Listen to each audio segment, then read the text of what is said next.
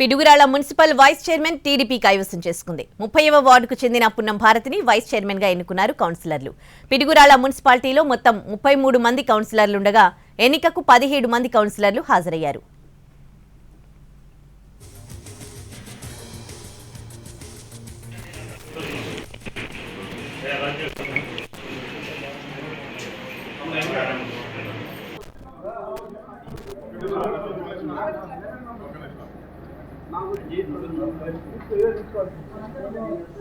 ఇవాళ Piduguralla municipal vice chairman ఎన్నిక జరిగింది. టీడీపీ కైవసం చేసుకుంది. 30వ వార్డుకు చెందిన పున్నం భారతిని వైస్ చైర్మన్ గా ఎన్నుకున్నారు కౌన్సిలర్లు.